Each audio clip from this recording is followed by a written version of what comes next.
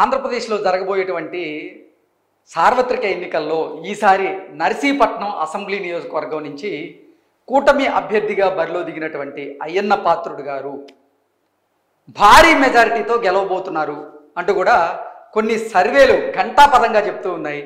ఆ సర్వేలు ఏంటనేది మనం ఒకసారి స్క్రీన్ మీద చూసేటువంటి ప్రయత్నం చేస్తే, రైస్ సంస్థ చేసినటువంటి సర్వేలో నర్సీపట్నం అసెంబ్లీ నియోజకవర్గంలో ఈయన కూటమి తరపున అయ్యన్న పాత్రుడు అక్కడ పోటీ చేయబోతున్నారు. అలాగే వైసీపీ నుంచి ఉమాశంకర్ గణేష్ ఆయన పోటీ చేయబోతున్నారు.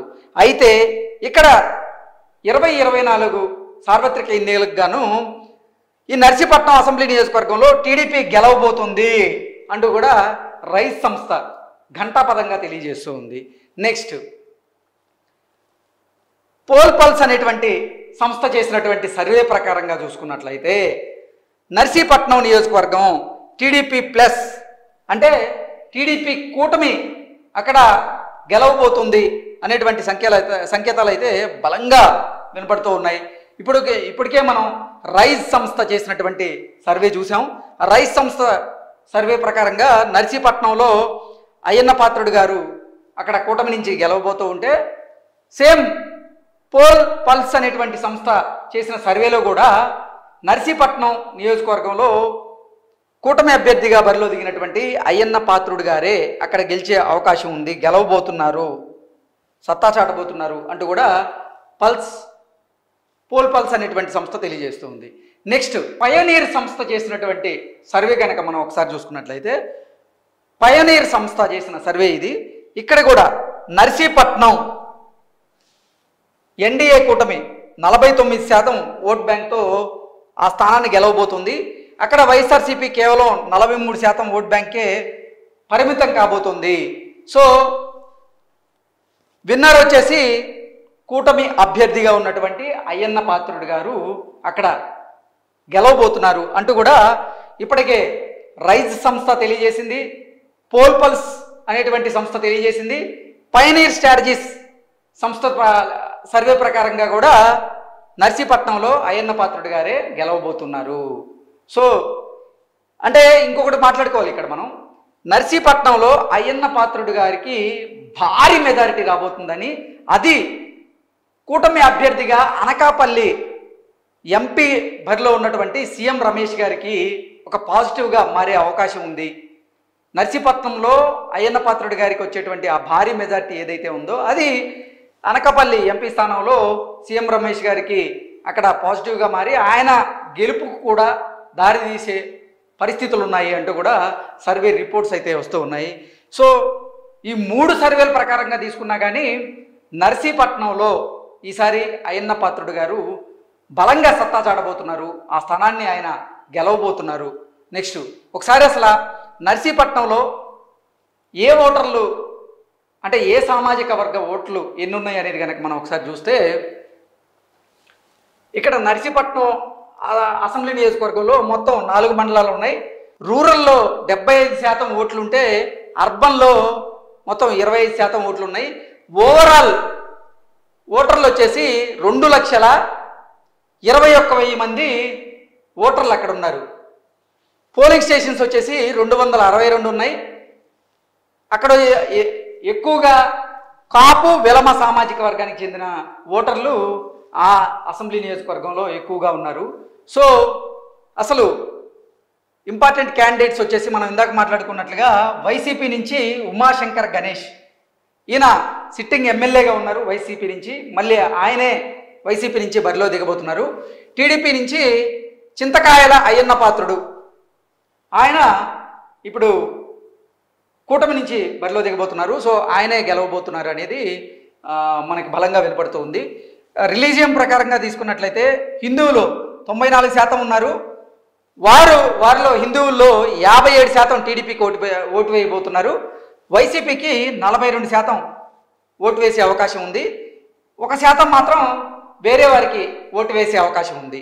నెక్స్ట్, క్రిస్టియన్స్ వచ్చేసి 4% ఉన్నారు ఆ అసెంబ్లీ నియోజకవర్గంలో. ఆ 4%లో 41% టీడీపీకి, 57% వైసీపీకి ఓటు వేసే అవకాశం ఉంది.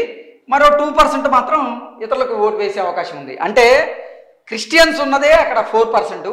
ఆ 4%లో కూడా 41% టీడీపీకి, వైసీపీకి మాత్రం 57% ఓటు వేసే అవకాశం ఉంది. ఇతరులకు మాత్రం 2% ఓటు వేయబోతున్నారు.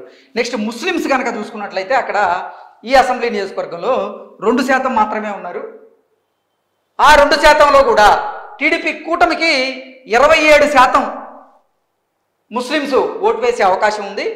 70% వైసీపీకి ఓటు వేసే అవకాశం ఉంది. మరో 3% ఇతర పార్టీలకి, ఇతరులకి ఓటు వేసే అవకాశం ఉంది. సో ఓవరాల్గా చూసుకున్నట్లయితే మతాల ప్రకారంగా హిందూకి సంబంధించినటువంటి రిలీజియన్ అక్కడ ఓట్లు ఎక్కువగా ఉన్న నేపథ్యంలో అవి టీడీపీకే ఎక్కువగా పోల్ అవ్వబోతున్నాయి. అది అయ్యన్న పాత్రుడు గారికి అక్కడ పాజిటివ్గా మారే అవకాశం ఉంది. నెక్స్ట్ అక్కడ మహిళా ఓటర్లు ఎంతమంది ఉన్నారు, అలాగే పురుషులకు సంబంధించిన ఓట్లు ఎన్ని ఉన్నాయి అనేది ఒకసారి కనుక మనం చూస్తే పురుషులకు సంబంధించిన ఓట్లు 49% ఉంటే మహిళలకు సంబంధించినటువంటి ఓట్లు మాత్రం 51% ఉన్నాయి. పురుషులకు సంబంధించిన ఈ 49%లో 58% టీడీపీకి ఓట్లు వేస్తే వైసీపీకి మాత్రం 40% ఓట్లు వేసే అవకాశం ఉందని, ఇతరులకి మరో 2% పడే అవకాశం ఉన్నట్లుగా మనకు తెలుస్తూ ఉంది. అలాగే మహిళల విషయానికి వస్తే 51% ఓట్లు అక్కడ మహిళలకు ఉన్న నేపథ్యంలో ఆ 51%లో టీడీపీకి 56%, వైసీపీకి 42% మహిళలు ఓటు వేసే అవకాశం ఉంది. అలాగే ఇతరులకి 2% ఓటు వేసే అవకాశం ఉందన్నట్లు మనకు తెలుస్తూ ఉంది. నెక్స్ట్ ఏజ్ గ్రూప్ కనుక చూసుకున్నట్లయితే బిలో 30 అంటే యువత ఎవరైతే ఉంటారో వారు 59% అక్కడ టీడీపీకి, అలాగే వైసీపీకి 39%, ఇతరులకి 2% ఓట్లు వేసే అవకాశం ఉంది. యువత పెద్ద ఎత్తున వైఎస్ఆర్సీపీ మీద వ్యతిరేకతతో ఉన్న నేపథ్యంలో టీడీపీ కూటమికే వారు ఓటు వేసే అవకాశం ఉంది. కాబట్టి అది ఇక టీడీపీకి పాజిటివ్గా మారి అయ్యన్న పాత్రుడు గారు అక్కడ భారీ మెజారిటీతో గెలిచే అవకాశం అయితే ఉంది. నెక్స్ట్ 30 నుంచి 50 సంవత్సరాల మధ్య వయసు కలిగిన వారు 56% మంది టీడీపీకి ఓటు వేస్తే 42% మంది వైసీపీకి ఓటు వేసే అవకాశం అయితే ఉంది. నెక్స్ట్ 2% మంది ఇతరులకు ఓటు వేసే అవకాశం అయితే కనపడుతుంది.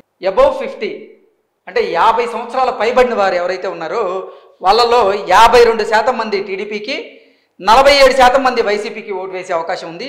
1% మాత్రం ఇతరులకు ఓటు వేసే అవకాశం ఉందన్నట్టు చెప్తూ ఉంది. నెక్స్ట్ అంటే ఏ రంగాల వారు ఏ పార్టీకి ఓటు వేసే అవకాశం ఉందనేది మనం ఒకసారి చూసుకున్నట్లయితే అగ్రికల్చర్కి సంబంధించిన వారు అంటే వ్యవసాయ రంగానికి సంబంధించిన వారు 58% మంది టీడీపీకి, 41% మంది వైసీపీకి, 1% మంది ఇతరులకి ఓటు వేసే అవకాశం ఉంది. నెక్స్ట్ బిజినెస్ రంగానికి సంబంధించిన వాళ్ళలో 75% టీడీపీకి, 24% వైసీపీకి, 1% ఇతరులకి ఓటు వేసే అవకాశం ఉంది. నెక్స్ట్ గవర్నమెంట్ ఎంప్లాయీస్ చూసుకున్నట్లయితే ఇది పర్టికులర్గా మనం మాట్లాడుకోవాలి. రాష్ట్ర వ్యాప్తంగా ప్రభుత్వ ఉద్యోగులు జగన్మోహన్ రెడ్డి పరిపాలన మీద, జగన్మోహన్ రెడ్డి వైఖరి మీద, ఆయన విధి విధానాల మీద తీవ్ర స్థాయిలో వ్యతిరేకత వ్యక్తం చేస్తున్నటువంటి నేపథ్యంలో ఇక్కడ గవర్నమెంట్ ఎంప్లాయీస్ కూడా టీడీపీకి 80% ఓటు వేస్తున్నట్లుగా, 18% వైసీపీకి ఓటు వేసే అవకాశం ఉందని, మరో 2% ఇతరులకు ఓటు వేసే అవకాశం ఉందన్నట్లుగా మనం తెలుసుకోవచ్చు. నెక్స్ట్ అన్ఎంప్లాయిడ్ నిరుద్యోగులు ఎవరైతే ఉన్నారో వాళ్ళు 75% టీడీపీకి, వైఎస్ఆర్సీపీకి 23%, ఇతరులకి 2% ఓట్లు వేసే అవకాశం అయితే ఉంది అన్నట్లుగా మనం తెలుసుకోవచ్చు. ఓవరాల్గా చూసుకున్నట్లయితే ప్రాబబ్లీ విన్నర్ చింతకాయల అయ్యన్న పాత్రుడు టీడీపీ. అక్కడ నర్సీపట్నం అసెంబ్లీ నియోజకవర్గం నుంచి 2024 సార్వత్రిక ఎన్నికల్లో చింతకాయల అయ్యన్న పాత్రుడు గారు అక్కడ ఎమ్మెల్యేగా భారీ మెజారిటీతో విజయం సాధించబోతున్నారు అంటూ కూడా అన్ని సర్వేలు కూడా ఘంటాపథంగా తెలియజేస్తూ ఉన్నాయి. దానికి నిదర్శనమే ఇది. సో మార్జిన్ చూసుకున్నట్లయితే ఇక్కడ ప్రాబబ్లీ 15,000 నుంచి 18,000 మెజారిటీ కూడా వచ్చే అవకాశం ఉంది. సో భారీ మెజారిటీ ఈ నేపథ్యంలో అంటే 15,000 నుంచి 18,000 మెజారిటీ కూడా భారీ మెజారిటీగా మనం పరిగణించవచ్చు. సో చింతకాయల అయ్యన్న పాత్రుడు గారు రేపు జరగబోయేటువంటి ఎన్నికల్లో 15,000 నుంచి 18,000 ఓట్ల మెజారిటీతో నర్సీపట్నంలో గెలుపొందే అవకాశం ఉందనేది మాత్రం బలంగా అర్థమవుతుంది. అక్కడ ఉమాశంకర్ గణేష్ మాత్రం కొంచెం వ్యతిరేకతను మూటగట్టుకున్నారు. ఆయన జగన్మోహన్ రెడ్డి మీద ఉన్న వ్యతిరేకత కూడా ఆయనకి నెగిటివ్గా మారే అవకాశం ఉంది అన్నట్లుగా భావించవచ్చు మనం. సో అవన్నీ కూడా టీడీపీ అభ్యర్థి, కూటమి అభ్యర్థి అయినటువంటి అయ్యన్న పాత్రుడు గారికి కలిసి వచ్చే అంశాలుగా మనం చెప్పుకోవచ్చు. ఆయన రానున్నటువంటి ఎన్నికల్లో నర్సీపట్నం అసెంబ్లీ నియోజకవర్గంలో భారీ మెజారిటీతో అయితే గెలవడం ఖాయం.